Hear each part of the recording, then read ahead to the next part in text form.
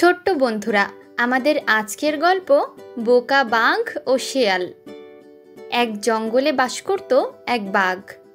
বাঘটি ছিল ভীষণ অহংকারী আর হিংস্র। বনের পশু পাখিদের ধরে ধরে খেত।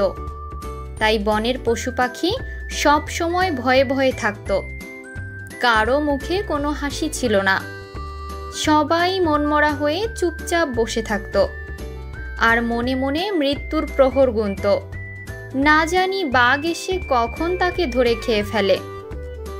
একদিন সেই জঙ্গলের পাশ দিয়ে গান গাইতে গাইতে যাচ্ছিল এক শেয়াল। পথে দেখা হলো বানরের সাথে। বানর বলল, গান বন্ধ করো ভাই, এই বনে গান গাওয়া যায় না। শেয়াল অবাক হয়ে বলল, কেন?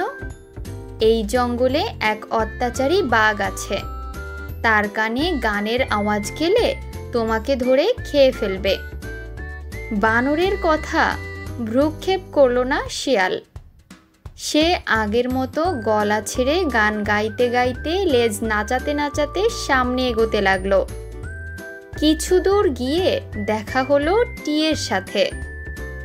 টিয়ে বলল, এই জঙ্গলে গান ধরো না ভাই। শেয়াল বলল, কেন? টিয়ে বানরের মতোই বলল, এই জঙ্গলে এক অত্যাচারী বাঘ আছে, সে তোমার গানের আওয়াজ শুনতে পেলে তোমাকে খেয়ে ফেলবে। পরপর দুইজন একই কথা বলায় শিয়ালের মনে ধরল। সে একটু থেমে দেখল, সত্যিই তো, এই জঙ্গলে কোনো পশু লাফালাফি করে না, দৌড়ঝাঁপ করে না, পাখিরা গাছের ডালে বসে কিচিরমিচির করে না, গান গায় না। সব কিছুই কেমন যেন শুনশান আর নীরব। চালাক শিয়াল বুঝতে পারল, নিশ্চয়ই এই জঙ্গলে অত্যাচারী বাঘ আছে। সে চিন্তা করল, অত্যাচারী এই বাঘকে কিভাবে সাজা দেওয়া যায়।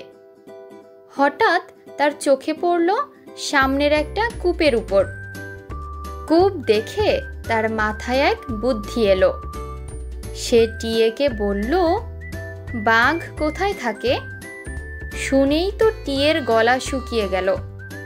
বড় একটা ঢোক গিলল। বলল, কেন? আমি তার কাছে যাব।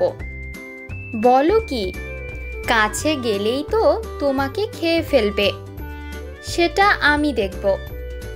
টিয়ে শেয়ালকে বাঘের আস্তানা দেখিয়ে দিল। বলল, সামনের ওই গোলপাতার মধ্যেই আছে বাঘ। শিয়াল ধীরে ধীরে গোলপাতার ঝোপের কাছে গেল। ঝোপের কাছে গিয়ে রাস্তায় বসে হু হু করে কাঁদতে লাগলো। শিয়ালের কান্না শুনে বাঘ ঝোপের ভেতর থেকে বাইরে বেরিয়ে এলো। শিয়ালকে রাস্তায় বসে কাঁদতে দেখে হুঙ্কার ছেড়ে বাঘ বলল, এই শিয়াল, তোমার এত বড় সাহস, আমার বাড়ির সামনে বসে কাঁদছ? শিয়াল বলল, কাঁদছি কি আর সাধে মামা? তো কাঁদছ কেন? কাঁদছি তোমার দুঃখের কথা ভেবেই। বাঘ হুঙ্কার দিয়ে বলল, কি বলতে চাও তুমি? স্পষ্ট করে বলো। শিয়াল বলল, তুমি আমাদের রাজা, তুমি আমাদের খাও, যেমন খুশি তেমন করো, আমাদের কোনো আপত্তি নেই। কিন্তু কিন্তু কি? কোথা থেকে এক বাঘ এসেছে এই জঙ্গলে, এসে বলছে সেই এখন এই জঙ্গলের রাজা। এখন থেকে সেই আমাদের ধরে ধরে খাবে। শুনে তো বাঘ রেগে মেগে একাকার। হুঙ্কার দিয়ে বলল, কোথায় সে বাঘ? আমার রাজ্যে এসে এত বড় কথা? শিয়াল বলল, সে জঙ্গলের মুখে এক কূপে বসে আছে, চলো দেখি। শিয়াল বাঘকে কূপের কাছে নিয়ে গেল। বাঘ চারদিকে তাকিয়ে বলল, কই, আমি তো আশেপাশে বাঘকে দেখতে পাচ্ছি না, কোথায় বাঘ? শিয়াল বলল, মামা, সত্যিই তুমি এখনো বোকাই থেকে গেলে। শত্রু কি কখনো সামনাসামনি দাঁড়িয়ে থাকে? তবে ওই কূপের ভিতর লুকিয়ে আছে। বাঘ এক লাফে চলে গেল কূপের কাছে। কূপটি ছিল অনেক গভীর এবং পানিতে ভর্তি। কূপের কাছে দাঁড়িয়ে বাঘ তাকালো পানির নিচে। ও মা, শিয়ালের কথাই তো একেবারে সত্যি। পানির নিচে দাঁড়িয়ে আছে মস্ত বড় এক বাঘ। পানির নিচের বাঘকে দেখে বাঘ তো একেবারে রেগে মেগে আগুন। হুঙ্কার দিয়ে বলল, কে তুমি? সাথে সাথে পানির নিচের বাঘটাও হুঙ্কার দিয়ে বলল, কে তুমি? কি এত বড় সাহস, আমার মুখে মুখে তর্ক?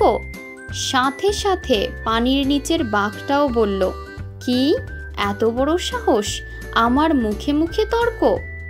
বাঘ রাগে কাঁপতে লাগলো, নিজেকে আর সামলাতে পারল না। দাঁড়াও, দেখাচ্ছি মজা, এই বলে কূপের মধ্যে দিল এক ঝাঁপ।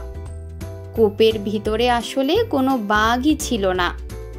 বাঘ কূপের পানিতে নিজের প্রতিচ্ছবি দেখতে পাচ্ছিল।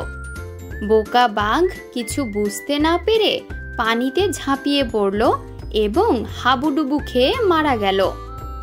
জঙ্গলের পশু পাখিরা খুব খুশি হলো। তাদের মনে আর কোনো ভয় রইল না। মহা আনন্দে তারা জঙ্গলে বসবাস করতে লাগলো। ছোট্ট বন্ধুরা, আমাদের আজকের এই গল্পটি কেমন লেগেছে অবশ্যই কমেন্ট করে জানাবে। আর হ্যাঁ, আমাদের চ্যানেলে নতুন হলে চ্যানেলটিকে সাবস্ক্রাইব করে রাখবে। আর ভিডিওটি যদি ভালো লাগে ভিডিওটিতে একটি লাইক দিতে ভুলবে না কিন্তু।